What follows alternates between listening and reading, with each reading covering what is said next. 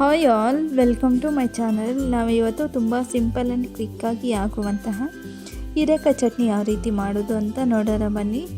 ಮೊದಲನೇದಾಗಿ ನಾನಿಲ್ಲಿ ಸ್ವಲ್ಪ ಆಯಿಲ್ ಹಾಕ್ಕೊಂಡು ಅದಕ್ಕೆ ಹೀರೆಕಾಯಿ, ಟೊಮೊಟೊ ಹಾಗೆ ಸ್ವಲ್ಪ ಹುಣಸೆಹಣ್ಣು ಹಾಕ್ಕೊಂಡು ಫ್ರೈ ಮಾಡ್ಕೊಂಡಿದ್ದೀನಿ.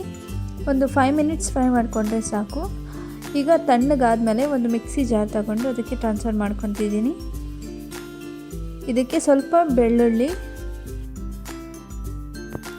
ಹಾಗೆ ಒಂದು ಅರ್ಧ ಗಡ್ಡೆ ಆಗುವಷ್ಟು ಈರುಳ್ಳಿನ ಕಟ್ ಮಾಡಿಕೊಂಡು ಹಾಕ್ಕೊತಿದ್ದೀನಿ. ಹಾಗೆ ಒಂದು ಅರ್ಧ ಟೇಬಲ್ ಸ್ಪೂನ್ ಆಗುವಷ್ಟು ಜೀರಿಗೆ, ರುಚಿಗೆ ತಕ್ಕಷ್ಟು ಉಪ್ಪು, ಹಾಗೆ ಒಂದು ಅರ್ಧ ಟೇಬಲ್ ಸ್ಪೂನ್ ಆಗುವಷ್ಟು ಚಿಲ್ಲಿ ಪೌಡ್ರ್ ಹಾಕ್ಕೊಂಡಿದ್ದೀನಿ. ನಿಮಗೇನಾದರೂ ಚಿಲ್ಲಿ ಪೌಡ್ರ್ ಬೇಡ ಅನ್ನೋಂಗಿದ್ರೆ ಹಸಿಮೆಣಸಿನ್ಕಾಯಿ ಆದರೂ ಯೂಸ್ ಮಾಡ್ಕೋಬೋದು. ಹಾಗೆ 1-2 ಟೇಬಲ್ ಸ್ಪೂನ್ ಆಗುವಷ್ಟು ಹಸಿ ಕೊಬ್ಬರಿನ ಹಾಕ್ಕೊಂಡಿದ್ದೀನಿ. ಈಗ ಸ್ವಲ್ಪ ನೀರು ಹಾಕ್ಕೊಂಡು ಪೇಸ್ಟ್ ಮಾಡ್ಕೊಳ್ಳೋದಷ್ಟೇ, ಪೇಸ್ಟ್ ಥರ. ಈ ಪೇಸ್ಟ್ ಅನ್ನೋದು ತುಂಬ ನುಣ್ಣಗೇನೂ ಇರಬಾರ್ದು, ಒಂಥರ ತರಿಯಾಗಿರಬೇಕು. ನೋಡಿ, ಈ ಥರ ಕನ್ಸಿಸ್ಟೆನ್ಸಿಲಿದ್ದರೆ ಸಾಕು.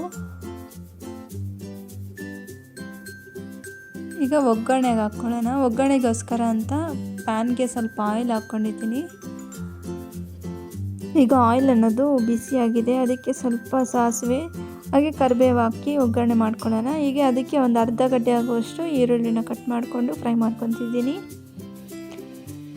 ನೋಡಿ, ಈಗ ಈರುಳ್ಳಿ ಎಲ್ಲ ಫ್ರೈ ಆಗಿದೆ. ಅದಕ್ಕೆ ಆಗಲೇ ಏನು ಪೇಸ್ಟ್ ಮಾಡ್ಕೊಂಡಿದ್ವಲ್ಲ ಆ ಪೇಸ್ಟ್ನ ಹಾಕಿ ಆಯಿಲ್ ಸ್ವಲ್ಪ ಮೇಲೆ ಬರೋವರೆಗೂ ಹುರ್ಕೋಬೇಕು.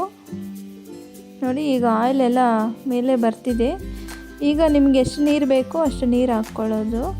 ನೀರು ಹಾಕ್ಕೊಂಡು ಚೆನ್ನಾಗಿ ಕುದಿಸ್ಕೊಂಡ್ರೆ ಚಟ್ನಿ ಅನ್ನೋದು ರೆಡಿ ಆದಂಗೆ.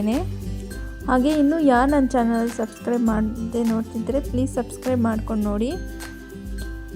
ಈ ಚಟ್ನಿ ಅನ್ನೋದು ರೈಸ್ಗೆ, ಮುದ್ದೆಗೆ ತುಂಬ ಚೆನ್ನಾಗಿರುತ್ತೆ. ನೀವು ಒಂದು ಸಾರಿ ಟ್ರೈ ಮಾಡಿ, ಯಾವ ರೀತಿ ಇತ್ತು ಅಂತ ಕಾಮೆಂಟ್ ಸೆಕ್ಷನಲ್ಲಿ ತಿಳಿಸಿ. And thank you for watching.